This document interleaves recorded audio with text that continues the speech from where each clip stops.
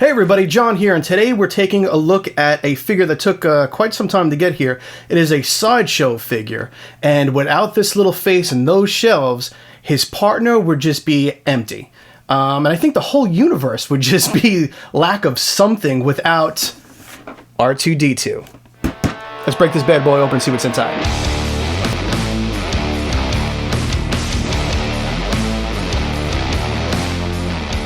Alright, so here we have R2-D2 from Sideshow. And if any of you are Star Wars fans and have been watching The Mandalorian, you know that the last scene grabs you by the heart when he rolls on in.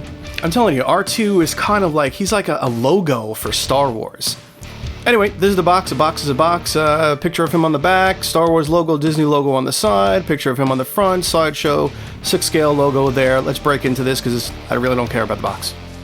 Alright, let's dig down into this guy here. We got the little flap underneath here. Really cool picture of R2. I don't know if that's a digital rendering or an actual picture of the figure.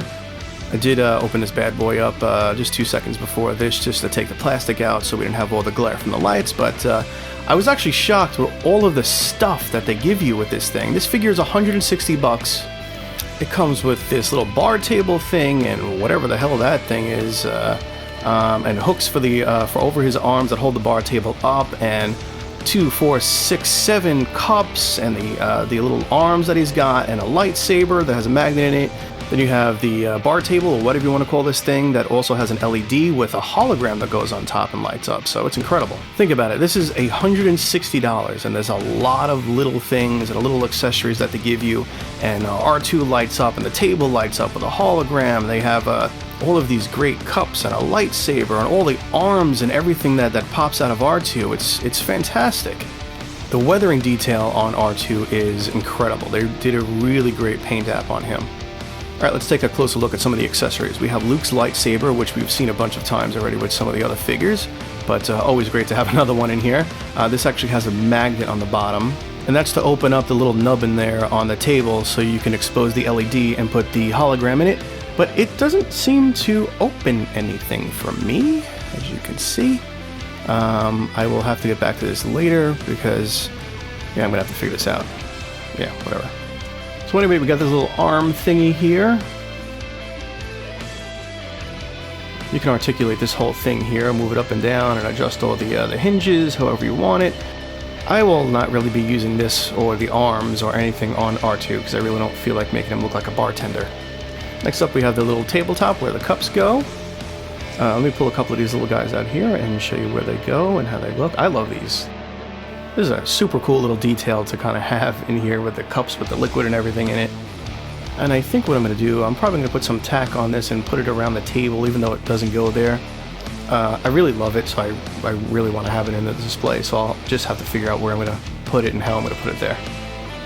And here he is, Mr. R2-D2. Well, as soon as I took him out of the box though, he feels really cheap, like really thin 3D printed plastic kind of stuff. Most of the doors fell off that I had to put back on, and his little antennas and scanners and stuff that are supposed to be spring-loaded on the top of his head just were kind of flailing away in the wind there for a minute.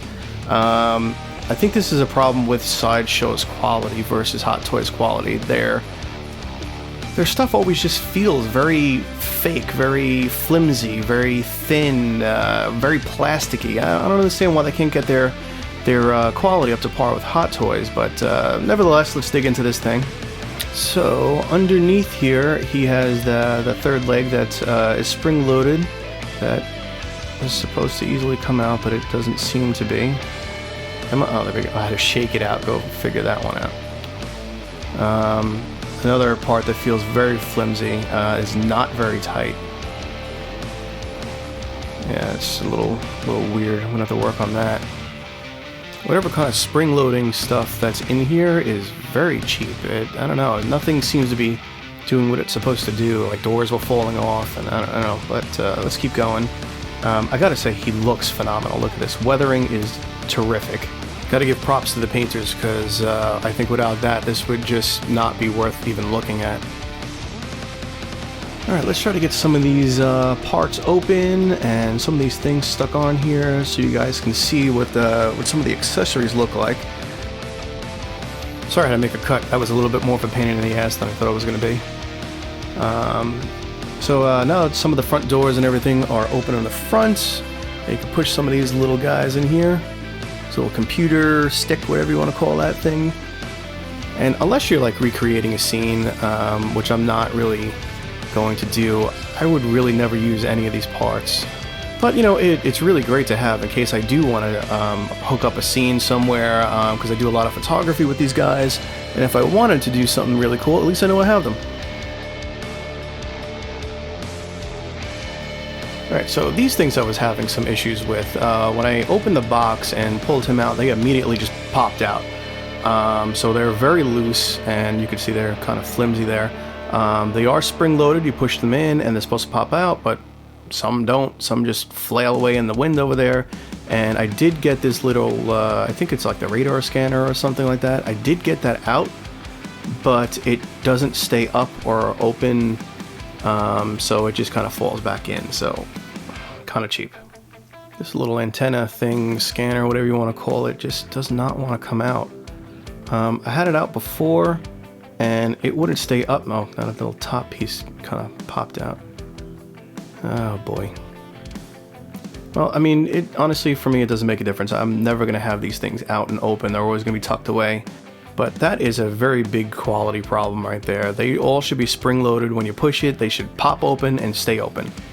Now, one of the things that make this really stand out is that this lights up. So you really get the feel of R2 with this. And without it, honestly, I don't think this figure would even be worth the money, even though it's only $160. Put that back on. Now, what's really cool about this is that there's no switch or anything outside of the one underneath the hood, basically. To turn it on and off, you just touch the side. It's touch sensitive and everything, so it's great. That alone makes this figure worth it, because look at that. That completely brings him to life. See, so that's spring-loaded, but you could see just from that when I opened that, it didn't kind of pop out and stay out. It kind of like shit out half the way, and doesn't really lock in place or anything, which is kind of annoying. But overall, I mean, that looks amazing. Look at that. The colors are changing in the LEDs. This is R2 right there. It's represented perfect. Yeah, I'll switch the lights off for you so you can really see what the lights are doing. Totally brings this figure to life. So here's the table that has the hologram in it. I had to get that little piece out. I actually used some putty to get it stuck on and yanked it out. So that has to be open because the LED is in there and the hologram pops right in there. And I believe this is the first thing I have with a hologram, so I'm really excited to see this because none of my figures came with any kind of hologram type stuff. I know a few of the other ones do, so let's take a look at this. Oh, you know what? Let me go get these lights off for you. So these LEDs have two modes. First one is that, and then the second touch turns on the little projector light over there, which is the one that shoots out the hologram. And then to turn on the hologram, we just push this little guy down. That is amazing! Alright, let me create a quick little scene.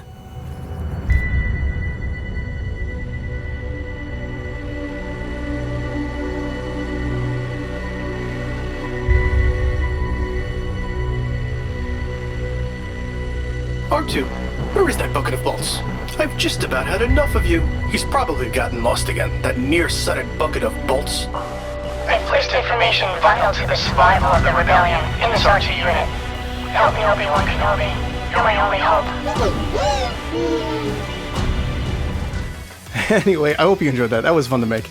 But this is a great little figure to have. I mean, despite the fact that it's really plasticky and kind of flimsy a little bit, and you know, if Hasbro kind of made this thing, it would probably be like $50. You know, but considering all of the accessories that you get with this, it's a great figure to have on the shelf. So, I mean, I'll leave it up to you whether or not you want to pick one up. But I ordered this as soon as I saw it, last year on Sideshow's website, because I had to have it on the shelf here. Well, anyway, I hope you guys enjoyed it. I will see you guys on the next video. Please like and subscribe, and I'll see you next time.